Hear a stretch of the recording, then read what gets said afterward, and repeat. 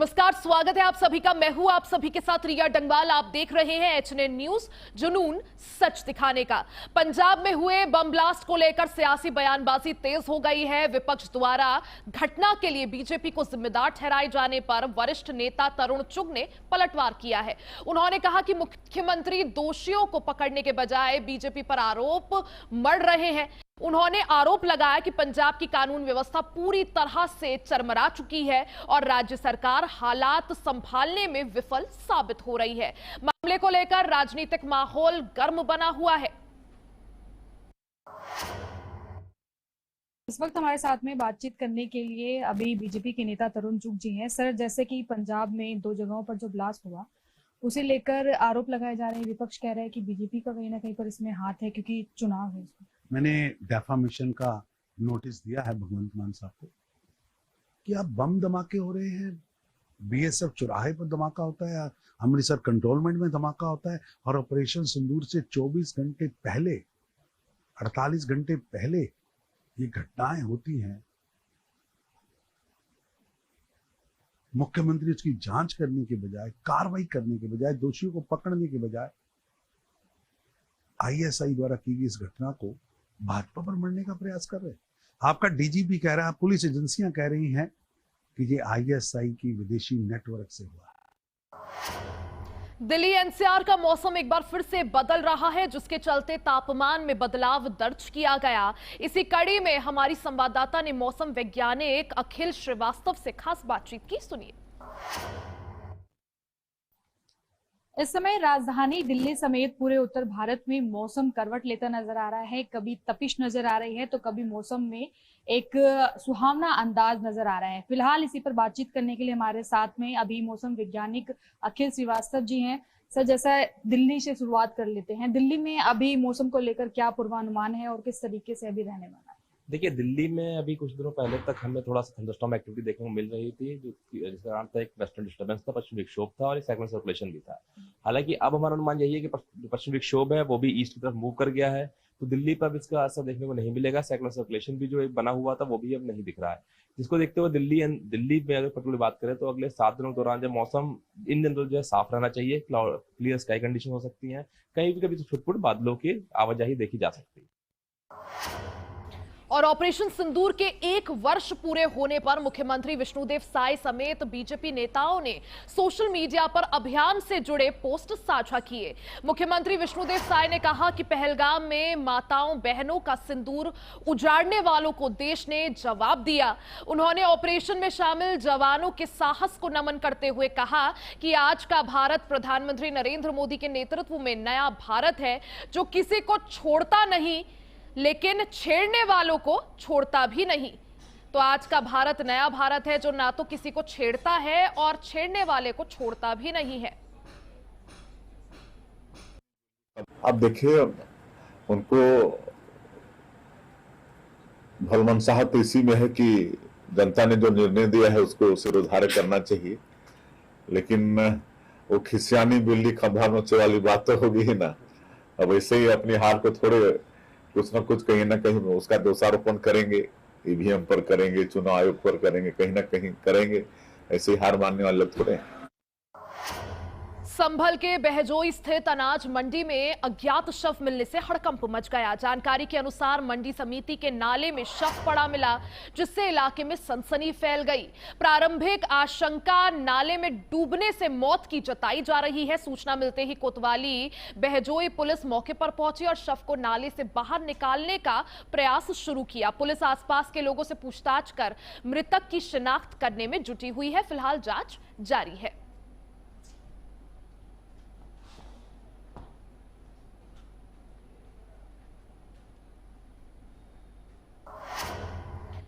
खबर गुरुग्राम से है, जहां गुरुग्राम के लक्ष्मण विहार में दिन दहाड़े फायरिंग से इलाके में सनसनी फैल गई। एक हथियारबंद बदमाश ने व्यक्ति पर देसी कट्टे से गोली चलाई, लेकिन व्यक्ति बाल बाल बच गया। वारदात के बाद आरोपी हथियार मौके पर छोड़कर फरार हो गया। पूरी घटना सीसीटीवी में कैद हो गई। सूचना मिलते ही पुलिस और क्राइम ब्रांच की टीम मौके पर पहुंची। पुलिस सभी पहलुओं से मामले की जांच कर रही है।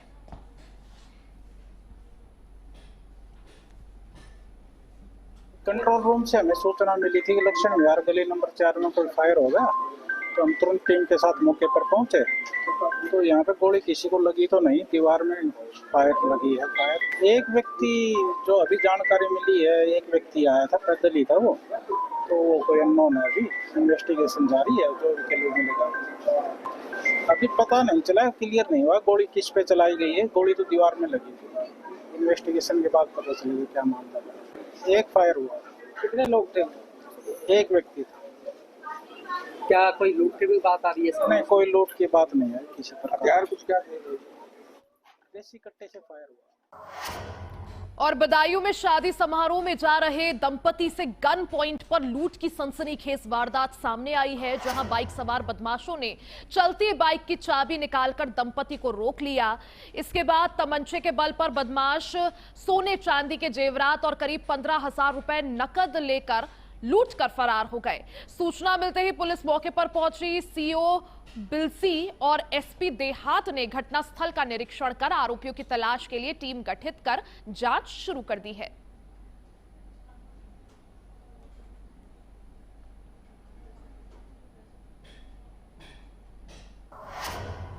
गुरुग्राम के सोहना रोड एक्सप्रेसवे पर सुभाष चौक के पास सड़क का बड़ा हिस्सा अचानक से धंस गया, जिससे करीब 10 फुट चौड़ा गहरा गड्ढा बन गया। यह हादसा राजीव चौक से दिल्ली मुंबई एक्सप्रेसवे की ओर जाने वाले मार्ग पर हुआ, जिसके बाद यातायात रुक गया। प्रारंभिक जांच में सड़क धंसने की वजह भूमिगत सीवरेज लाइन में लीकेज मानी जा रही है। रिसाव के कारण मिट्टी का कटाव होता रहा और सड़क की नींव कमजोर होती गई। हादसे के बाद ट्रैफिक पुलिस ने बैरिकेडिंग लगाकर रूट डाइवर्ट कर दिया, जिससे सर्विस लेन पर लंबा जाम लग गया।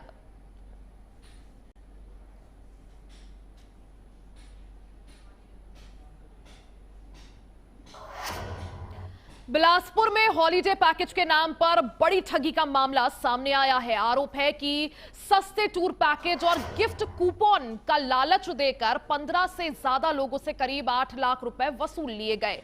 पीड़ित अमित गुप्ता समेत अन्य लोगों ने सिविल लाइन थाने में शिकायत दर्ज कराई। जांच में पता चला कि कंपनी ने रायपुर और भिलई में भी ऑफिस खोले थे। पुलिस ने नागेश बालासाहेब साखरे सहित 8 से ज्यादा आरोपियों के खिलाफ धोखाधड़ी का मामला दर्ज कर तलाश शुरू कर दी है।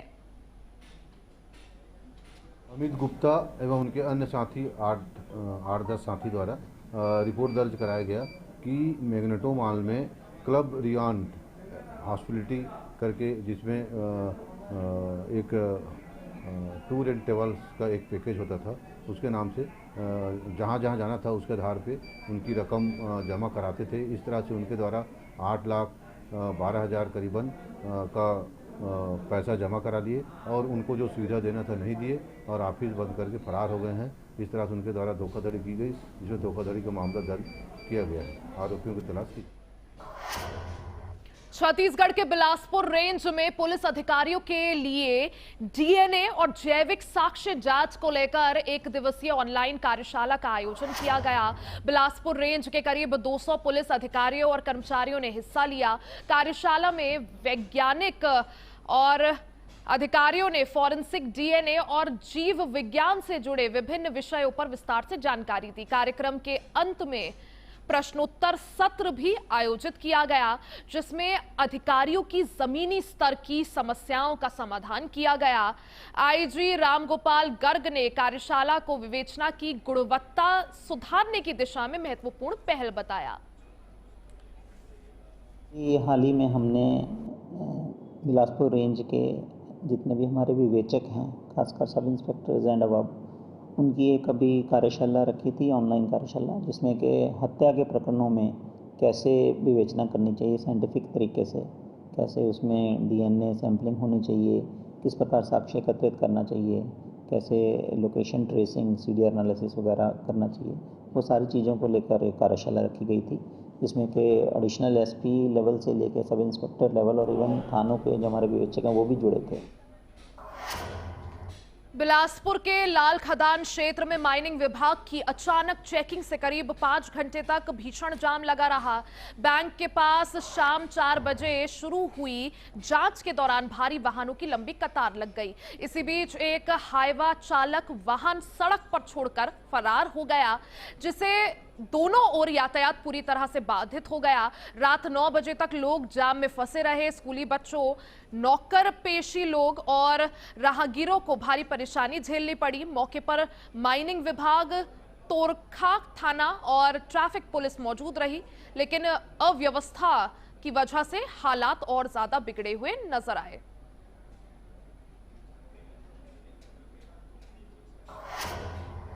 खबरें और भी हैं, वो भी आप तक पहुंचाएंगे। वक्त हो चला एक छोटे से ब्रेक का, फौरन वापस आएंगे। बने रहे हमारे साथ।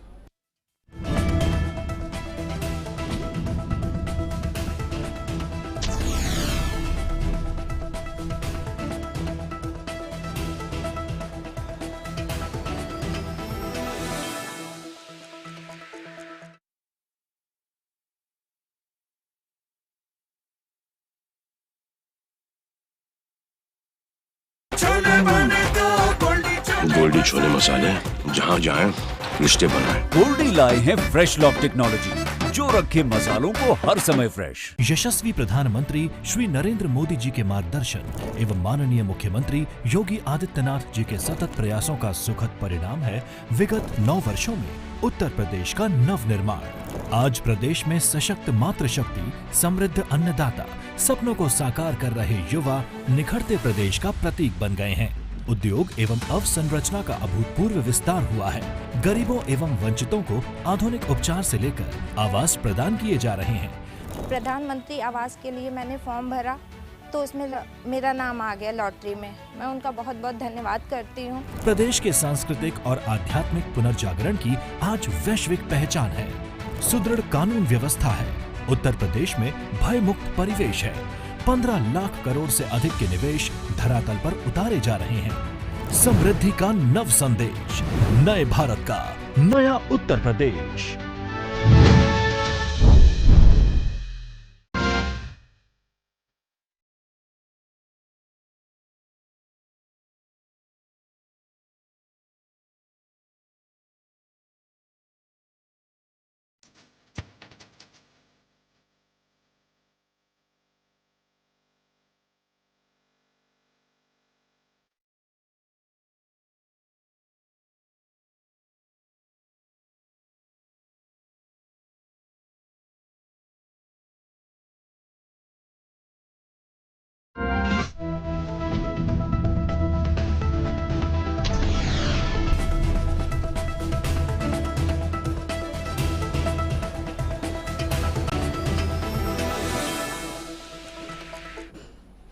और एक बार फिर से आप सभी का स्वागत है। आगे बढ़ते हैं। गरियाबंद के फिंगेश्वर थाना क्षेत्र के बिजली गांव में चलते ट्रक में भीषण आग लग गई। ट्रक के डीजल टैंक में धमाके के बाद आग फैल गई, जिससे इलाके में हड़कंप मच गया। चालक ने सूझबूझ दिखाते हुए कूदकर अपनी जान बचाई। ट्रक कुंडेल धान संग्रहण के लिए जा रहा था, तभी भीषण गर्मी के कारण इंजन ओवरहीट हो गया और आग लग गई। सूचना पर पहुंची दमकल टीम ने कड़ी मशक्कत के बाद आग पर काबू पाया।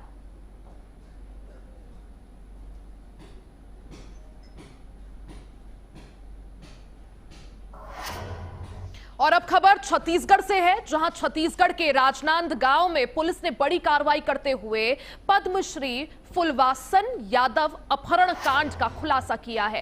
ट्रैफिक चेकिंग के दौरान पुलिस ने संदिग्ध वाहन को रोककर एक महिला को आरोपियों के चंगुल से सुरक्षित छुड़ा लिया। महिला ने इशारा कर बताया कि उसे जबरन ले जाया जा रहा था। इस मामले में 5 आरोपियों को गिरफ्तार किया गया है। आरोपियों के कब्जे से वाहन, मोबाइल और मिर्ची स्प्रे बरामद हुआ है। सभी आरोपियों को न्यायिक रिमांड पर भेजा गया है। इंस्पेक्टर नवरत्न कश्यप के द्वारा उस गाड़ी को रोका गया और गाड़ी को रोकने पर सीट बेल्ट नहीं लगाने पर ड्राइवर को चलान हेतु नीचे बुलाया गया। नीचे बुलाने पर जब आगे की कार्रवाई कर रहे थे तो उसमें पता चला कि पीछे कोई एक महिला है जो कि छटपटा रही है और वो गाड़ी से अपना पैर भी बाहर कर रही थी 1-2 बार, जिस पर से और संदेह उत्पन्न हुआ और उस पर जब सामने जाकर के चेकिंग की गई और सभी लोगों को उतारा गया तो उनके द्वारा बताया गया कि कोई उनकी बहन है जिसे मिर्गी का दौरा आ रहा है और उन्हें अस्पताल लेके जाया जा रहा है। और उस पर से जब उन्हें विश्वास नहीं हुआ इस बात पर और थोड़ा शक हुआ तो सभी लोगों को नीचे उतार के देखा गया। उसमें फुलबासन दीदी जो थी वो भी उसमें दिखी, पद्मश्री फुलबासन जी। और उसके बाद ट्रैफिक को थोड़ा सा शंका हुई और फिर उन्हें चिखली चौकी ले जाकर के प्रारंभिक पूछताछ की गई, जिसके बाद सुकुलयान में उन पर एक अपराध कायम किया गया जिसमें क्रिमिनल कॉन्स्पिरेसी और किडनैपिंग की धाराएं लग। मुजफ्फरनगर में दोने पत्तल के गोदाम में भीषण आग लग गई। आग लगने से लाखों रुपए का सामान जलकर राख हो गया। आग इतनी विकराल थी कि दमकल टीम को आग बुझाने के लिए कई घंटों का समय लग गया। दमकल कर्मियों को गोदाम के अंदर पहुंचने के लिए जेसीबी से दीवार तोड़नी पड़ी। मौके पर 6 फायर टेंडरों की मदद से राहत और बचाव कार्य चलाया गया। आग लगने के कारणों का अभी तक पता नहीं चल सका है। पुलिस और दमकल विभाग की टीमें मौके पर जांच में जुटी हुई हैं।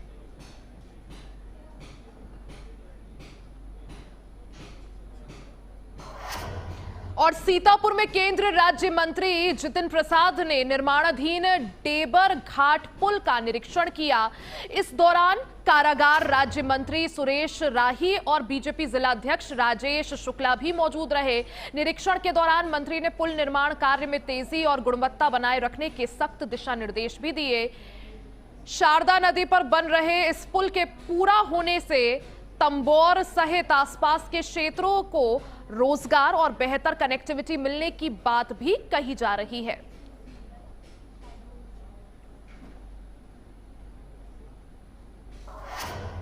और अब खबर फिरोजाबाद से है, जहां लोग जलभराव की समस्या से परेशान हैं। लोगों ने बुधवार को नगर निगम पहुंचकर ज्ञापन भी सौंपा।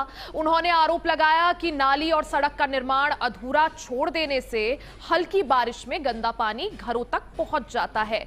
निकासी व्यवस्था ना होने से गली तालाब बन जाती है, जिससे आवागमन बाधित होता है। इससे महिलाएं, बच्चे और बुजुर्ग ज्यादा प्रभावित होते हैं। लोगों ने यह भी आरोप लगाया कि कई बार शिकायत करने के बावजूद कार्रवाई नहीं हुई। पानी की दिक्कत है, पानी भर जाता है। कब से दिक्कत बनी हुई है? दिक्कत तो मतलब टाइम से है। जब आधी गली बनी थी तब आधी और बन गई है, तो हमारी तरफ भी पानी भर रहा है। मतलब उसका क्या लगता है कि आधी गली बनाई है, आधी गली छोड़ दी, क्या कारण मानते हैं? कारण ये मानते हैं आधे के उनको पैसे मिले, आधे के पैसे नहीं मिले। आधी छोड़ के चले गए। हाँ, आधी छोड़ के चले गए। मतलब हमको ये तसल्ली देते हैं कि टेंडर पास हो गया, बार बार आते हैं, नाप के ले जाते हैं। मतलब नगर निगम के चक्कर लगा रही है। नगर निगम के हम 3-4 बार आ चुके हैं और उससे पहले भी आए, तो उन्होंने ये बोला कि मतलब 3 महीने का मुझे टाइम दो। ये गली बनी है, गली तो पूरी मतलब पूरी पास हुई थी, मगर गली बनी आधी है। मेरे दरवाजे तक आधा, एक दरवाजा मेरे आधी गली में पड़ता है, एक दूसरी गली में आधा दरवाजा पड़ता है। तो मेरे घर के पास और पूरी आधी गली में पानी भर जाता है। किस तरह की दिक्कतों का सामना करना? दिक्कत ये है कि आने जाने में दिक्कत होती है। और अभी तो भैया एक बगल में एक मकान है, उसमें पानी भर गया आधा आधा। मतलब ये है ना, आधी गली तो बन चुकी है और आधी नहीं बनी है। पानी भर रहा है, वहाँ पे पानी भर रहा है आधी गली में। पार्षद वगैरह जनप्रतिनिधि से शिकायत की थी आपने? शिकायत की थी। और बदायूं में नौकरी दिलाने के नाम पर ठगी का मामला सामने आया है। एक महिला ने आरोप लगाया कि प्राथमिक विद्यालय जोनेरा की अध्यापिका और उसके भाई ने उसे रसोई की नौकरी दिलाने का झांसा देकर 50,000 रुपए ले लिए। काफी समय बीतने के बाद जब नौकरी नहीं लगी तो महिला ने पैसे वापस मांगे। आरोप है कि दोनों ने पैसे लौटाने से इनकार कर दिया और गाली गलौज भी की। साथ ही फर्जी मुकदमे में फंसाने की भी धमकी दी। पीड़िता ने अधिकारियों से शिकायत कर सख्त कार्रवाई की मांग की है।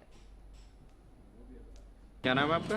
मेरा नाम शहाना भी है। अच्छा, ये क्या मामला है आपका पैसा? मेरा ये मामला है कि मुझे नौकरी की उसमें कि रसोईया में नौकरी की जगह खाली है तो मैं तुम्हें दिलवा दूंगी। तो उसकी वजह से मुझे नौकरी भी न दिलाई। 50,000 रुपये मेरे ले लिए थे नौकरी के उससे और आज तक मैं पैसे दिए। खालदा रफत और उर्फ बेबी और उनके भाई आसिफ, गयूर आसिफ। ये क्या करते हैं ये लोग? ये दोनों टीचर हैं। अच्छा। एक जोनेरा में तैनात है खालदा रफत और नए गांव में है आसिफ। अच्छा, आपको नौकरी अभी तक नहीं? ना नौकरी दिलवाई है ना कुछ। जब भी पैसे मांगे मारा पीटी करी है, बदतमीजियाँ करी गई हैं, कंप्लेंटें भी डाली गई हैं मैंने, कोई मेरी सुनवाई नहीं होती है।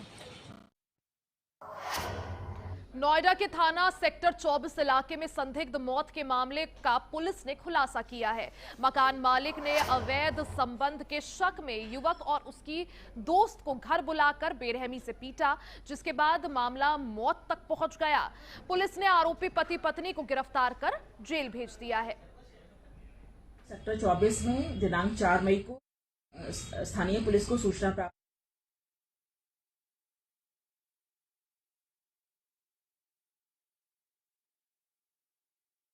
और स्थानीय लोगों के सहयोग से दोनों को, जिसमें एक महिला और पुरुष थे, दोनों को अस्पताल में भर्ती कराया गया, जिसमें डॉक्टरों के द्वारा पुरुष को मृत घोषित किया गया एवं महिला अभी भी उपचाराधीन है। बाद में उस मृतक व्यक्ति की पहचान मेरठ निवासी पुनीत चौहान के रूप में हुई थी, जिसके पश्चात उसके पिता के द्वारा सुसंगत धाराओं में अभियोग पंजीकृत करवाया गया। आज दिनांक 6 मई को घटना के संबंध में दोनों अभियुक्तगण, जो कि आपस में पति पत्नी है, दोनों को गिरफ्तार किया गया है। पश्चिम बंगाल समेत 5 राज्यों के चुनावी नतीजों के बाद सियासत गरमा गई है। समाजवादी पार्टी सांसद जियाउर रहमान बर्क ने चुनाव प्रक्रिया, केंद्रीय एजेंसी और बीजेपी की रणनीति पर गंभीर सवाल उठाए हैं। उन्होंने कहा कि ये केवल हार जीत नहीं बल्कि लोकतंत्र और मताधिकार का मुद्दा है। बर्क ने आरोप लगाया कि एसआईआर प्रक्रिया के जरिए विपक्ष के वोट प्रभावित किए गए और लाखों मतदाता अपने अधिकार से वंचित रह गए। सब समाज, सब धर्म, सब जाति के लोगों की मैं बात कर रहा हूँ, खासतौर से पीडीए समाज की। सब मिलकर करके काम करेंगे और उत्तर प्रदेश के अंदर बदलाव ला करके समाजवादी पार्टी की सरकार बनाने का काम करेंगे। सांसद जी, शुभेंदु अधिकारी ने कहा है तेजस्वी खत्म, अब ममता खत्म, अखिलेश की बारी है, क्या कहेंगे? वो उनके कहने से ही अगर सब कुछ हो जाता तो फिर वो तो एक चुटकी में फिर हल्के हल्के कहने के अल्फाज की जरूरत थी। सबको एक साथ ला करके चुनाव एक साथ करा करके सबको खत्म कर दे, लेकिन कहने में और होने में बहुत बड़ा फर्क होता है। शुभेंदु अधिकारी जिनकी आप बात कर रहे हैं, पहले वो अभी खुद अपना संघर्ष करेंगे, अभी तो वो मुख्यमंत्री बनने के लिए दूसरे पे उंगली तो उठाने की बात करें, पहले वो अपनी सीट पक्की करने की बात करें कि वहां पे मुख्यमंत्री उनको बीजेपी की सरकार बनाएगी भी या नहीं। ग्रेटर नोएडा के साकीपुर हत्याकांड में पुलिस को बड़ी सफलता मिली है। सूरजपुर पुलिस ने मुठभेड़ के दौरान हत्या के वांछित आरोपी वीर सिंह को गिरफ्तार कर लिया। एमटेक के सामने तिराहे पर चेकिंग के दौरान संदिग्ध बाइक सवार को रोकने का प्रयास भी किया गया, लेकिन आरोपी भागने लगा। पुलिस टीम पर फायरिंग कर दी। जवाबी कार्रवाई में आरोपी के पैर में गोली लग गई। घायल आरोपी की पहचान साकीपुर निवासी वीर सिंह के रूप में हुई है। उसके पास से अवैध तमंचा, कारतूस, चोरी की मोटरसाइकिल बरामद हुई है। आरोपी को इलाज के लिए अस्पताल भिजवाया गया है। और इसी के साथ बुलेटिन में फिलहाल के लिए बस इतना ही। बने रहे हमारे साथ, देखते रहें HNN न्यूज, जुनून सच दिखाने का।